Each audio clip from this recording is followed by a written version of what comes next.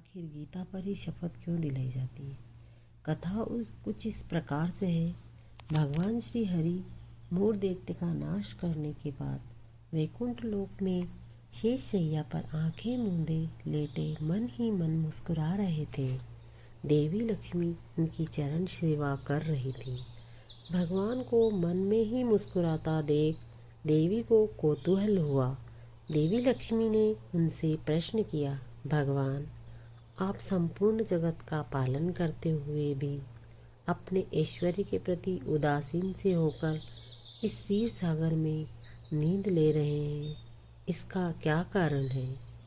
श्री हरि पुनः मुस्कुराए और अपनी मोहक मुस्कान बिखेरते हुए बोले, हे प्रिय, मैं नींद नहीं ले रहा, बल्कि अपनी अंतर्दृष्टि से अपने उस तेज का साक्षात्कार कर रहा हूँ। देवी, जिसका योगी अपनी दृष्टि से दर्शन कर लेते हैं, जिस शक्ति के अधीन यह समस्त संसार है, मैं जब भी उसका मन में दर्शन करता हूँ तब आपको ऐसा प्रतीत होता है कि मैं नींद में डूबा हूँ, परंतु ऐसा है नहीं। भगवान ने इतनी रहस्यमय तरीके से बात कही कि लक्ष्मी जी को कुछ बातें समझ में आई, कुछ नहीं आई। उन्होंने पुनः प्रश्न किया, हे नाथ, आपके अतिरिक्त भी कोई शक्ति है जिसका ध्यान स्वयं आप करते हो? यह बात तो मुझे घोर विस्मय में डालती है। श्री हरि ने कहा, देवी, इस बात को अच्छी प्रकार से समझने के लिए आपको गीता के रहस्य को समझने होंगे। गीता के समस्त अध्याय मेरे उस शरीर के अंग हैं जिसकी आप सेवा करती हैं। गीता के आरंभ के 5 अध्याय को मेरे 5 मुख जाने, 6 से 15वें अध्याय को मेरी 10 भुजाएं समझिए, 16वां अध्याय तो मेरा उदर है जहाँ शुद्धा शांत होती है, अंतिम के 2 अध्यायों को मेरे चरण कमल समझिए। भगवान ने गीता के अध्यायों की इस प्रकार व्याख्या कर दी, लक्ष्मी जी की उलझन घटने की बजाय और बढ़ने लगी। भगवान ने भाप लिया कि देवी के मन में क्या चल रहा है। श्री हरि ने पुनः कहा, देवी, जो व्यक्ति गीता के एक ही अध्याय अथवा एक श्लोक का भी प्रतिदिन पाठ करता है, वह सुशर्मा की तरह सभी पाप से मुक्त हो जाता है। अब तो देवी लक्ष्मी और उलझ गई। उन्होंने संयत भाव में अपनी अधीरता व्यक्त करते हुए, हे नाथ, यह आपकी क्या लीला है। एक के बाद एक आप पहेलियां ही कहते जा रहे हैं। कृपया आप मेरी जिज्ञासा शांत करें। भगवान ने पुनः मुस्कुराने लगे और उन्होंने लक्ष्मी जी को सुशर्मा की कहानी सुनाने शुरू की। सुशर्मा नाम का एक घोर पापी व्यक्ति था। वह हमेशा भोग विलास में डूबा रहता था। मदिरा और मांसाहार इसी में जीवन बिताता। एक दिन सांप काटने से उसकी मृत्यु हो गई। उसे नरक में यातनाएं झेली और फिर से पृथ्वी पर एक बैल के रूप में जन्म लिया। अपने मालिक की सेवा करते बैल को 8 साल गुजर गए। उसे भोजन कम मिलता, लेकिन परिश्रम जरूरत से ज़्यादा करनी पड़ती। एक दिन बैल मूर्छित होकर बाजार में गिर पड़ा। बहुत से लोग जमा हो गए। वहां उपस्थित लोगों में से कुछ ने बैल को अगला जीवन सुधारने के लिए अपने अपने हिस्से का पुण्य दान करना शुरू किया। उस भीड़ में एक वेश्या भी खड़ी थी। उसे अपने पुण्य का पता नहीं था, फिर भी उसने कहा, उसके जीवन में जो भी पुण्य रहा हो उसका अंश बैल को मिल जाए। बैल मरकर यमलोक पहुंचा। बैल के हिस्से में जमा पुण्य का हिसाब किताब होना शुरू हुआ तो एक बड़े आश्चर्य की बात हुई। ऐसे आश्चर्य की बात जिसके बारे में यदि धरती लोक पर किसी व्यक्ति को कहो तो विश्वास ही न करे। बैल के हिस्से में सर्वाधिक पुण्य उस वेश्या का दान किया हुआ आया था उसी वेश्या के लिए पुण्यदान के कारण बेल को नरकलोक से मुक्ति हो गई।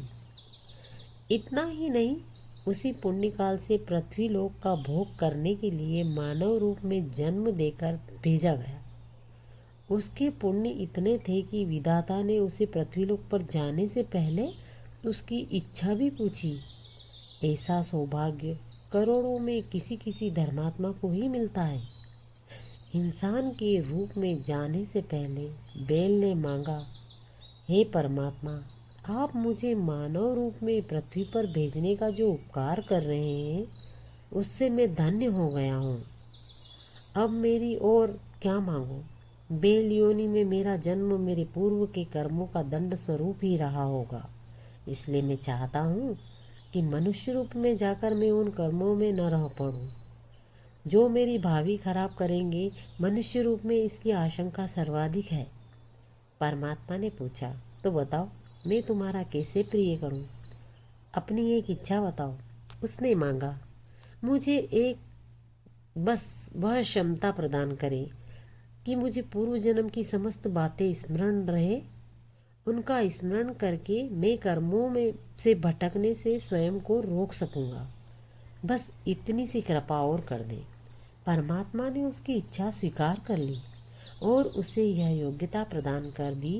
पृथ्वीलोक पर आने के बाद उसे पूर्व जन्म स्मरण थे, इसलिए उसने सबसे पहले उपकार का फल चुकाने का निर्णय किया।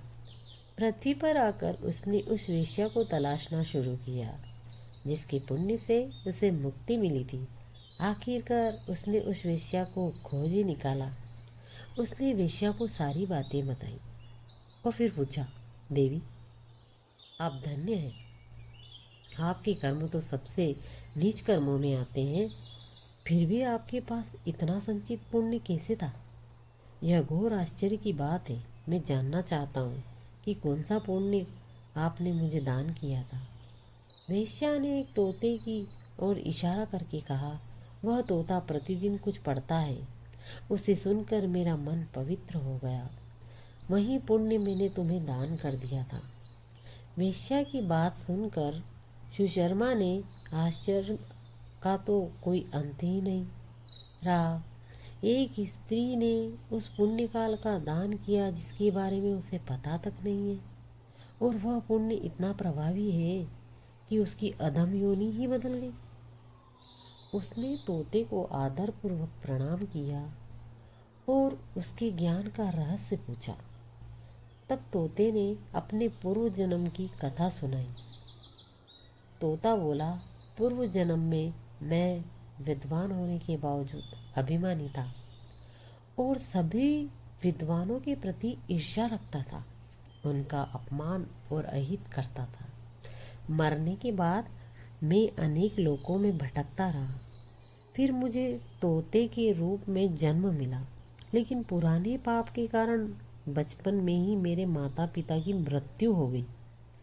मैं रास्ते में कहीं अचेत पड़ा था, तभी देव योग में से वहाँ से कुछ ऋषि मुनि गुजरे और मुझे इस अवस्था में देखकर उन्हें दया आई और मुनि मुझे साथ उठा लाए।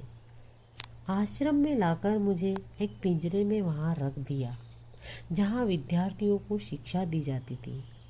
मैंने वहाँ गीता का पूरा ज्ञान सीखा। सुनते सुनते गीता का प्रथम अध्याय मुझे कंठस्थ हो गया। इससे पहले कि मैं अन्य अध्याय सीख पाता, एक बहेलिये ने वहाँ से चुराकर इन देवी को भेज दिया। मैं अपने स्वभाववश इनको प्रतिदिन गीता के श्लोक सुनाता रहता हूँ। वही पुण्य इन्होंने आपको दान किया और आप मानव स्वरूप में आए।